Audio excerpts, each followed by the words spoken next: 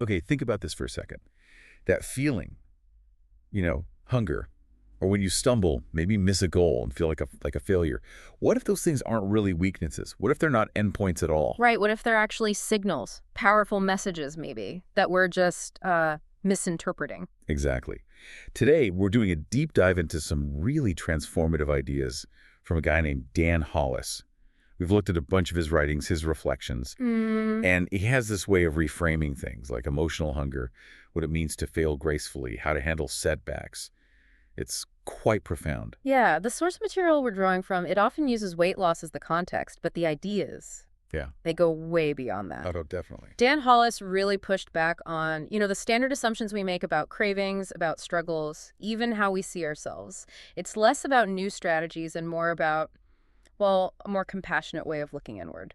So our mission for you in this deep dive is pretty straightforward. We want to give you a shortcut, basically, to understanding these big ideas. Yeah, a way in. Hopefully by the end, you'll have a new perspective on your relationship with cravings, with challenges, maybe even with yourself. Mm-hmm. And these aren't just for health stuff. You can apply them all over your life. Ready to jump in? Let's do it. Okay, so physical hunger. We all know that one, right? Mm. Stomach growls, feeling empty, time for the next meal.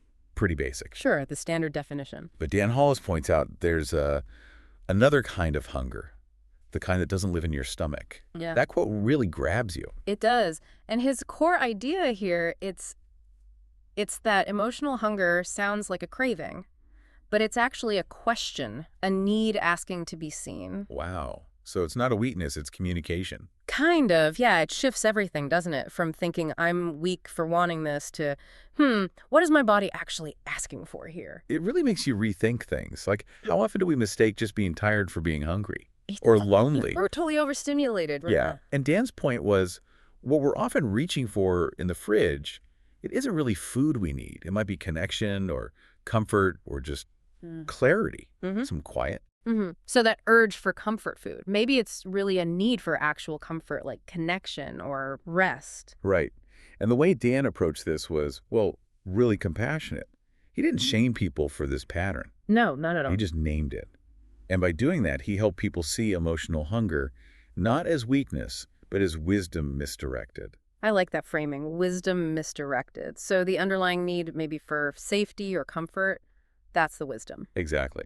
But acting on it by, say, eating when you're not hungry, that's the misdirection. It's about spotting the real need underneath the impulse. Which leads right into the first step he taught people. Yeah, that crucial first step. Hmm. To pause, not to punish myself, but to get curious. Curiosity, not punishment. Right. Ask yourself, what am I really hungry for? Just that simple question can give you back a sense of control. It really can. And this ties into something really relevant right now with medications like semaglutide, Ozempic, Wegovy. Oh, yeah, the GLP-1 drugs. Exactly. Originally for type 2 diabetes, but they cause significant weight loss because they affect appetite hormones, make you feel full. Right, they quiet the physical hunger cues. Mm-hmm. But Dan raised a really important question. What happens when that physical hunger noise fades, but the emotional hunger, it's still there? And his take on these medications is so important. He basically said, semaglutide doesn't solve emotional hunger. It can't. It just makes the biological noise quiet enough to finally hear it. No. I love how he put that. He also said, semaglutide isn't the solution to emotional eating. It's the silence that lets you find one. That's brilliant. It's like it creates a space, a pause. Yeah. And Dan really emphasized that the real power of these drugs isn't just suppressing appetite. It's the opportunity to rebuild identity, behavior, and emotional awareness while the cravings take a step back. So it's a window, a chance to do the deeper work. Precisely. It's not the fix, it's the facilitator. So boiling it down, Dan's teaching here is about separating true hunger from signal confusion. Seeing cravings not as enemies you have to fight, but maybe as messengers. Messengers you need to understand. And then meeting them with, well, insight instead of just acting on impulse. Building a whole new relationship with your body, really. Absolutely. And he was clear, healing this emotional hunger, it requires more than macros and meal plans. It's not just about the food rules. No, it requires empathy. It requires awareness. It requires asking the question behind the craving. That's the real work. It's about self-compassion, self-understanding. Okay, let's shift gears a bit. Failure. That's a loaded word for most of us, right? Definitely. Especially if you're trying to change something like lose weight, you slip up, and immediately it's like, I'm weak, I'm undisciplined. I'm broken. That internal narrative can be brutal. So destructive. Yeah. But Dan Hollis, he offered this completely different way of looking at failure. It really resonated with me. What did he say? He said, failure isn't the end. It's a message, a moment of feedback. And then he added, and sometimes it's the most honest conversation you'll ever have with yourself. Wow. Okay, so not an endpoint, but feedback. Exactly. And Dan treated failure almost like a scientist would.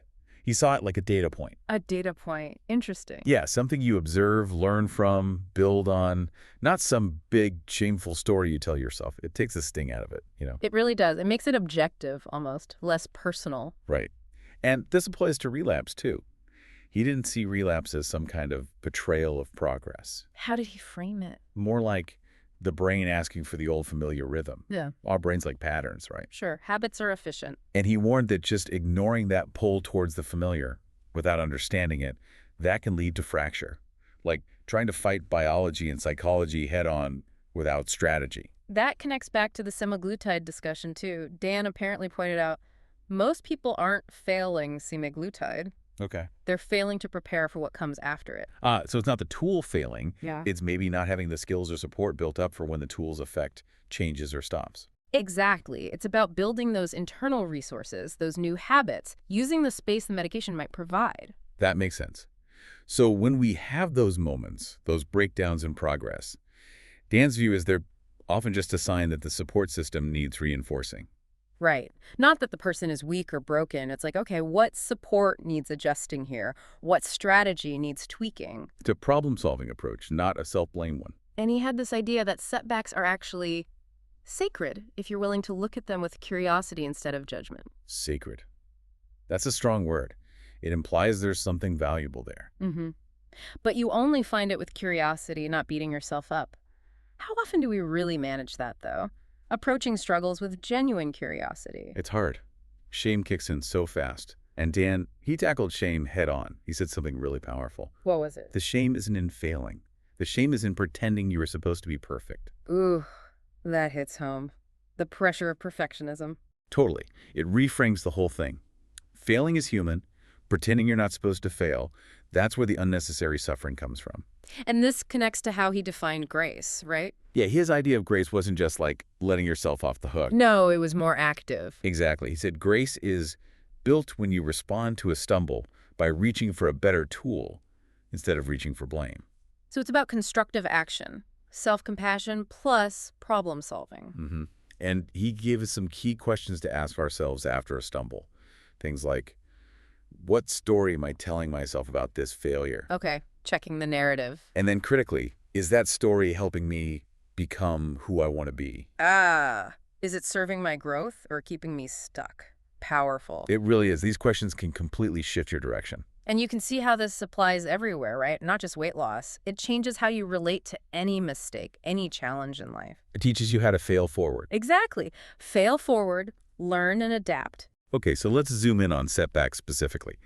That feeling, especially with weight loss, maybe you gain a couple of pounds back or an old habit resurfaces. Yeah, the old belief was crushing, like, oh no, I've ruined everything, back to square one. Right, or see, I knew I couldn't do it. I'm just broken.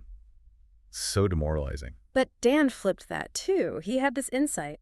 Most people don't relapse into hunger. They relapse into confusion. Confusion? How so? Well, maybe the physical hunger isn't the main driver anymore, especially if they're on medication or have new habits, but the old cues are still there, the old situations. And they're confused about how to respond now without the old default pattern. Exactly. They haven't fully built or practiced the new response yet. It's a skills gap, maybe, or an awareness gap, not necessarily a hunger surge. That makes a lot of sense. And a key thing he stressed was that setbacks are predictable, not shameful. Predictable, like expected. Yeah.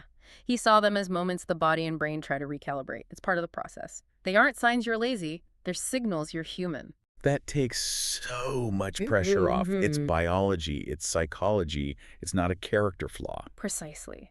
And he used this fantastic metaphor for the journey. Oh, the spiral staircase. Yes, he said, weight loss, or any big change really, is not as a straight line, but as a spiral staircase. I love that image. Me too.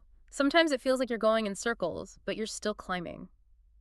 It acknowledges the feeling of repetition, but reframes it as upward progress. So helpful when you feel stuck. Yeah, and it explains things like plateaus, doesn't it? Dan would say a plateau is often your body catching up. That's your metabolism asking for grace. Right. Not a failure, just recalibration. Mm-hmm. And when old cravings pop up, he didn't frame it as weakness. He called it memory. Memory. Yeah, like a neural path lit up, asking if it still mattered. But the crucial part was I could answer differently now. You have the choice, the agency, to not follow that old path. That's empowering. Yeah. The past signal doesn't dictate the present action. Right, and this ties into a really crucial distinction Dan made. What was that? He said, your body changes fast. Your identity takes time to catch up. Oh, wow. Yeah. The physical changes might happen relatively quickly, especially with interventions like medication.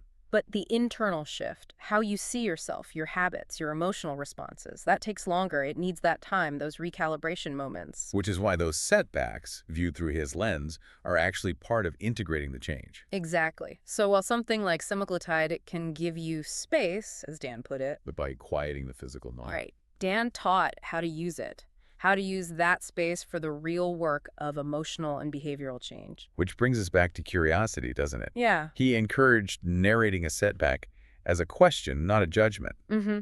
Always back to curiosity. And he offered 3 specific, profound questions to ask yourself during a setback. Okay, what are they? First, what am I feeling? Just naming the emotion. Second, what do I need? Not what do I crave, but what's the underlying need? Okay, feeling a need. And the third, Who do I want to become? Connecting the current moment to your larger goals and values. How does responding in this moment align with the person you're working towards being? feeling, need, becoming. Those are powerful anchors in a tough moment. You really are. They guide you towards insight, towards intentional action, away from just reacting. So the big takeaway from Dan about setbacks is really clear, isn't it? When you stumble, Yeah. that doesn't mean you're losing. Right. It might mean you're learning. Learning, growing, climbing that spiral staircase, it's a much more hopeful and, frankly, more realistic way to look at things. Absolutely. Wow. We've covered a lot of ground today, really unpacking these ideas from Dan Hollis. We have. It's deep stuff. It really is. But the core shift he offers, it feels so necessary, moving away from all that shame and judgment towards curiosity, empathy, grace, seeing yourself not as flawed or broken, but as this complex system just sending signals. And every signal is an opportunity, right? An opportunity to understand yourself better. Exactly. So here's something to maybe think about after this. Okay. Consider how these principles we talked about, seeing hunger as a question, failure as feedback, setbacks as signals for growth. Yeah. How could applying those ideas change things in other areas of your life? Any area where you're facing a challenge. That's a great closing thought. Yeah. What question is that challenge? Whatever it is for you, truly asking. Something to ponder. Thank you so much for joining us on this deep dive today. Yeah. We really hope you found some valuable insights and maybe some new tools for navigating your own journey.